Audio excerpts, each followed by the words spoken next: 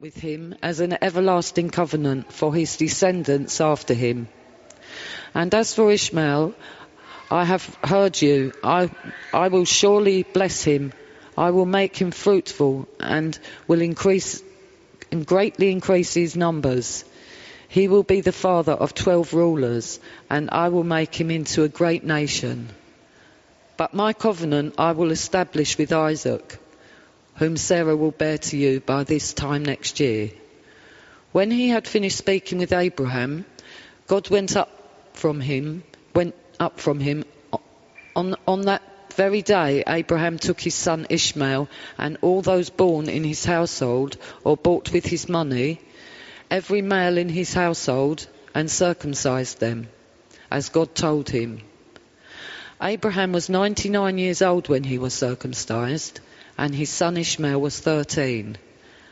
Abraham and his son Ishmael were both circumcised on that very day, and every male in Abraham's household, including those born in his household or bought from a foreigner, was circumcised with him. This is the word of the Lord. Carol, thanks very much for reading. My name's Andy. It's lovely to be with you this morning. That reading was quite strange, wasn't it? Reading about a circumcision ritual, something that perhaps seems quite far away from our culture here in 21st century Limehouse. But I think that the passage we've just read helps us to think about that question that I put at the top of your service sheet. And there's a bit of an outline of what I'm going to be saying over the next 20 minutes, in case you find that helpful. This question about how is it possible to live a blameless life?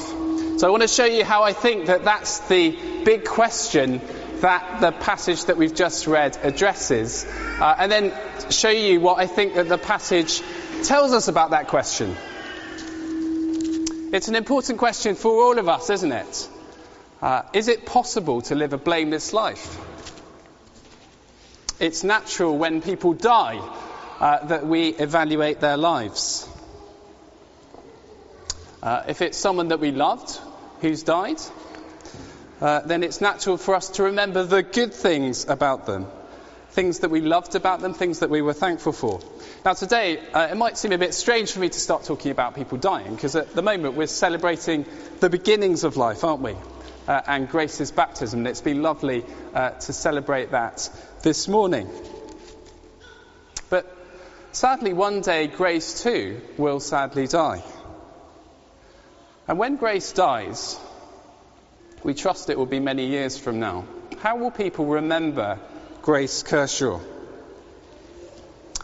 How will Alex and Ruth and all of the family and church family and friends gathered here today? It's lovely to have you here today. How will we remember Grace, and how will we want her to be remembered? And how will that affect the way that we guide her and bring her up and lead her as she grows up among us as a family, as friends and community? My wife Lizzie's nana recently died a few weeks ago. And one of the first things that happened to us when that happened was that memories came flooding in.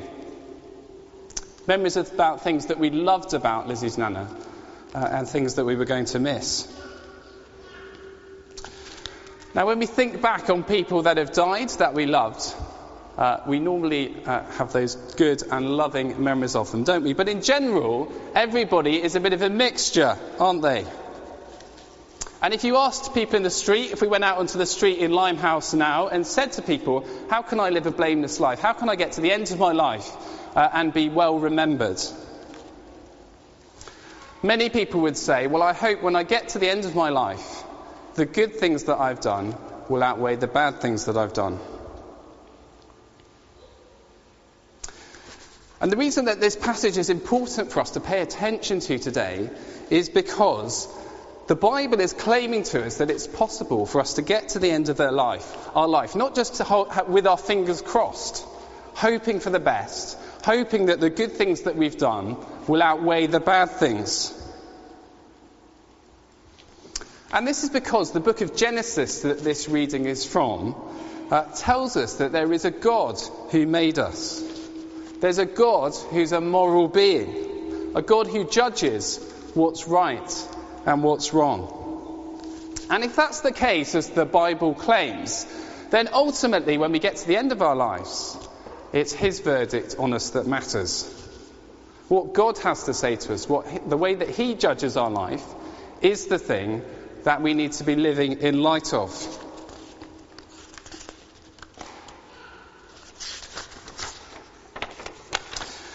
And did you see today, in today's passage, I don't know if you've got it open in front of you, it would be really helpful if you could. It's on page 17, Genesis chapter 17. We read about a man today, Abraham, who lived about a very long time ago. I think it was about 4,500 years ago. But we read about him that he was somebody who walked with God, who was found to be blameless by God. And that's why we need to pay attention and be interested in Abraham 4,500 years later. Can you see that in verse 1 of our reading? The Lord appears to him and says, I am God Almighty, walk before me and be blameless. But the story that we've read today shows us that the promise of being blameless before God, of having a right relationship with God, wasn't just for Abraham. But we heard in the story about how God told him to pass on that promise to the generations, to the family that would come after him as well. So it's something not just for a guy living in the Middle East 4,500 years ago, but something that we can share in today. Now, many people would say, if there is a God, well, when I meet him, I hope that it will be okay. I hope that he'll let me into heaven when the time comes. But I have to say to you, sadly, that isn't the picture of reality that the book of Genesis paints about our world. We've started a bit in the middle of the book, which is never a great place to start, but we have to start somewhere. But actually, if you read the preceding pages of this book, you see that our situation is pretty bleak as humanity. We read at the beginning of this book how God made the world perfect and good, that everything that he made was good. But we read quite soon after how humanity rejected God and wanted to become its own God. But unfortunately, we fail to master the world and to do what is right. And so we are under God's rightful condemnation. That is the dark backdrop of the story that we read about in Genesis 17 today. It's important that we understand the dark backdrop to the story of Abraham, because only if we understand that dark backdrop of humanity estranged from its creator, will we understand why this is such an amazing story, why it's such good news, and why Christians keep going on about it. God takes Abraham, a pretty ordinary guy, just like everyone else. Yeah, sure, I guess he was different to us in many ways, but in many ways he was just like us. And he makes these extraordinary promises of great things to him. And this is the first place in the Bible where God calls somebody into relationship with him. That's what that word covenant means. It's a bit of a strange word that we keep seeing throughout the passage, but that word covenant just means kind of a relationship or binding relationship, a bit like a marriage.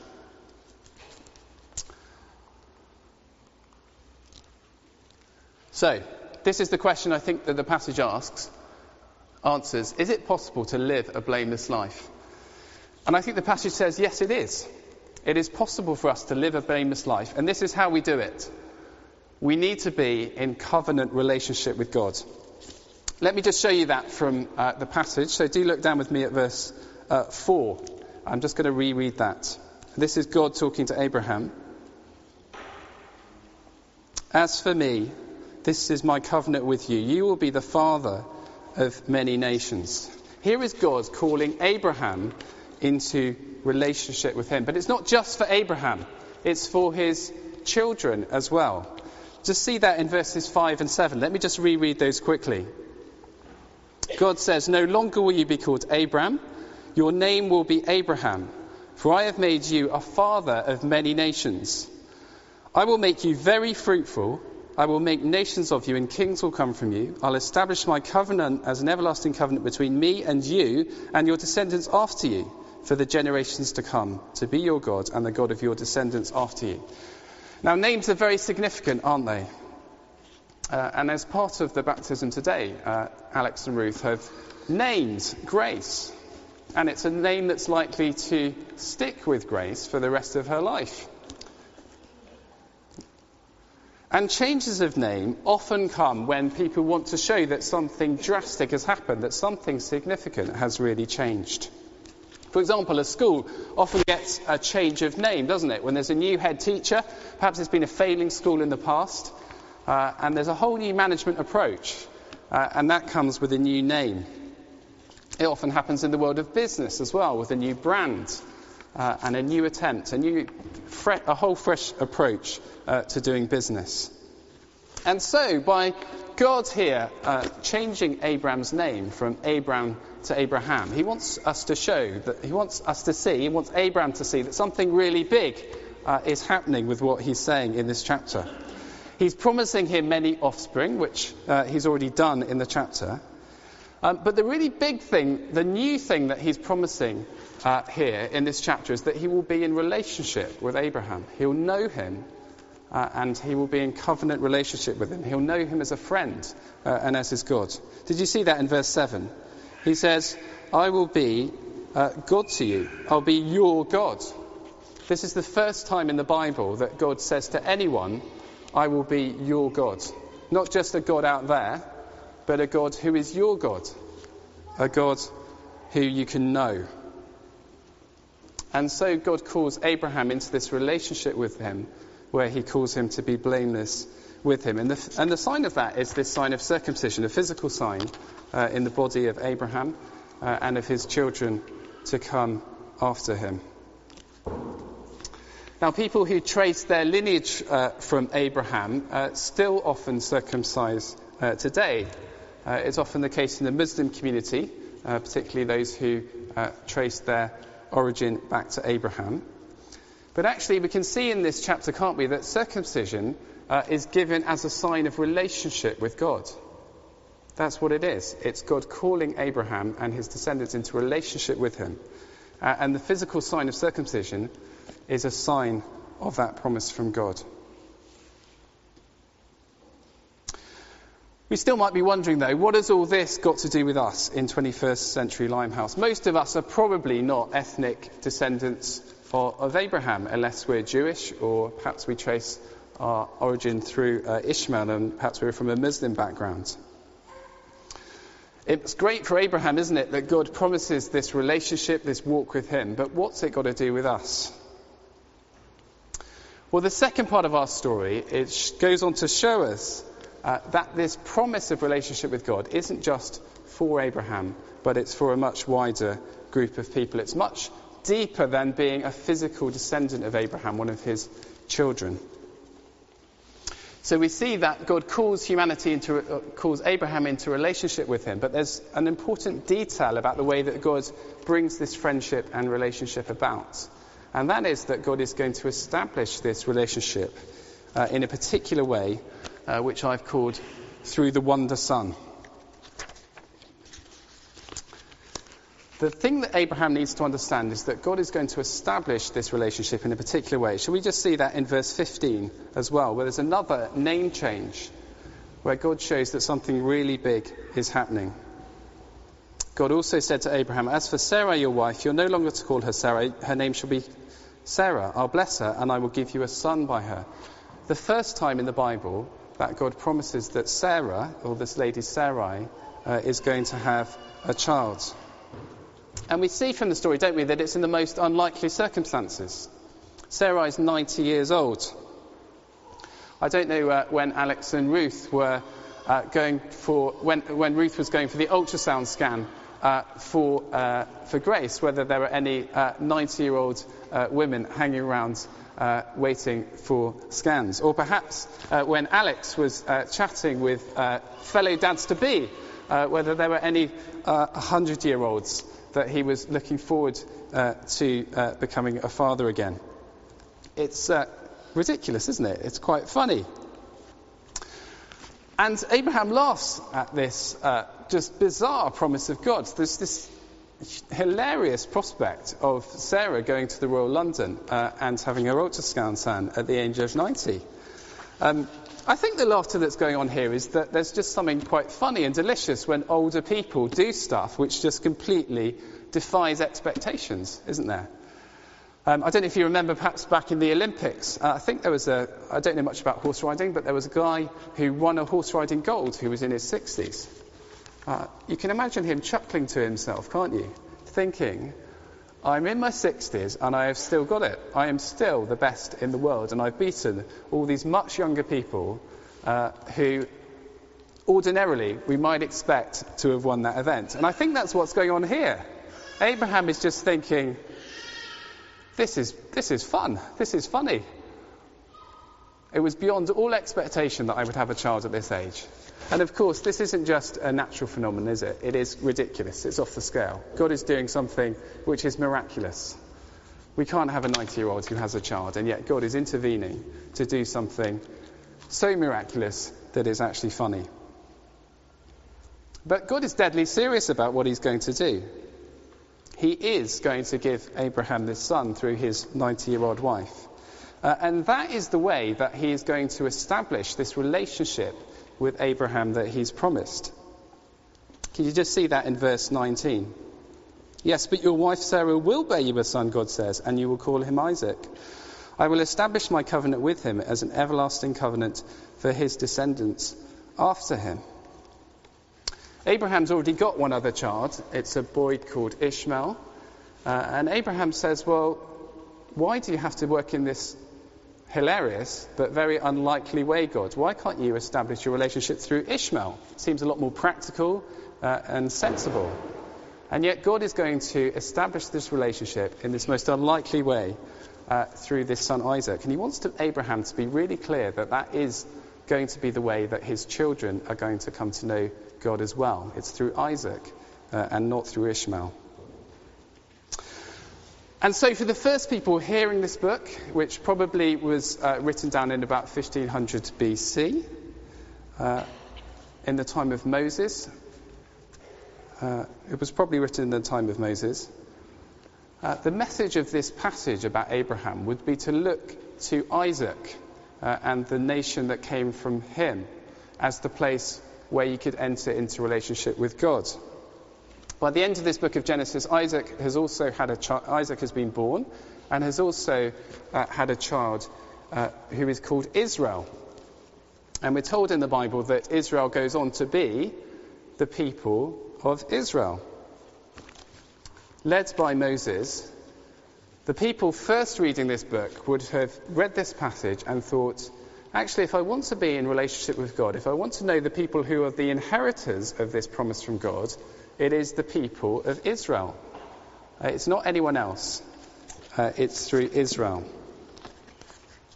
But actually, the Bible story goes on to tell us that it didn't stop with Israel, because another person came from Israel 2,500 years later. A special son was born in Abraham's family, a man called Jesus. That is the background to the gospel stories that you read about, the gospels Matthew, Mark, Luke and John. Jesus steps onto the pages of history 2,000 years ago.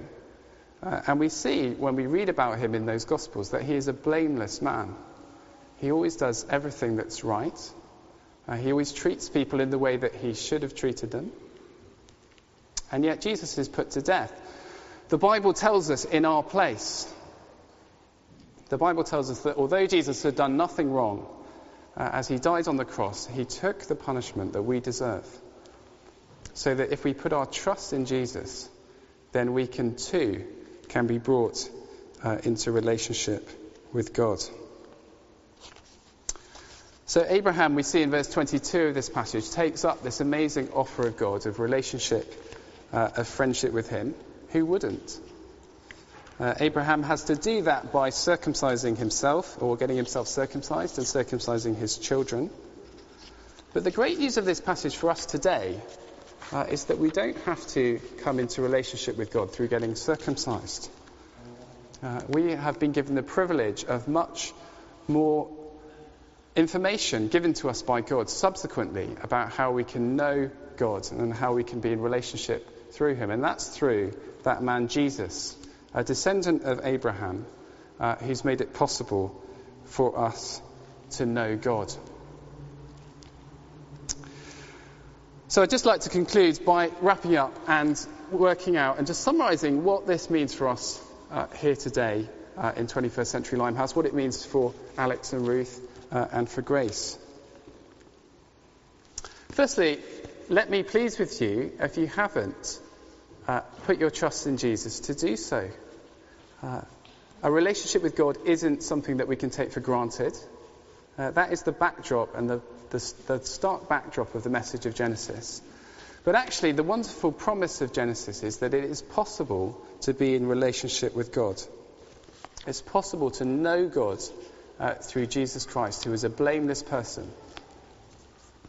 Being a Christian isn't about trying hard and hoping for the best, keeping our fingers crossed for the end of our lives as to how people remember us. It's about putting our trust in a man who really was blameless, Jesus Christ, who lived and who died in our place, so that when we get to the end of our lives, that we can be seen blameless before God. Let's make sure we have that for ourselves. And let's have that concern for Grace as well as she grows up. She'll turn out to have many great points, won't she? We're really looking forward to getting to know her as a character and as a person. But she also, like all of us, will suffer from the problem that we read about in Genesis, this sin problem that by nature our hearts don't turn towards God. She, like all of us, will need to put her trust in Jesus if she is to have that security and relationship with God. And the second way I think this passage should change us is it should change the way that we view other people as well. It should lift our eyes from the day-to-day busyness, the joy even of an occasion like this where we get to celebrate Grace's baptism, the busyness of London life, the pressures just of surviving in London or wherever it is that we come from, whatever's on our mind. This passage lifts our eyes to this bigger question, the importance of relationship with God. Not just for ourselves, but for those around us too. We see from this story, don't we, that Abraham was to be concerned for his family. He was to make sure that his children also got circumcised, that they also took up this offer of relationship with God. Now, of course, we don't do that today in the 20th century to know God. But I think this passage would encourage us to have a concern for our children, if we have them, for Alex and Ruth, for Grace, but more generally for people that we know who by default don't have this relationship with God. That by putting their trust in Jesus, they too can know him. It is a wonderful thing, isn't it, to know God, not just to tick in the box, not just to put in our trust in Jesus and then take it or leave it. But actually we see that relationship with God is a walk with God. That's what we see at the beginning of this chapter. Walk before me and be blameless, says God. God is inviting us today to put our trust in Jesus and to walk with him. And if we're already walking with him, then to realise again the wonder of what he's called us into, that great privilege of knowing him. Shall I pray as we close, and then I'll hand back to Richard. Let's bow our heads, and I'll pray in light of what we've just been thinking about.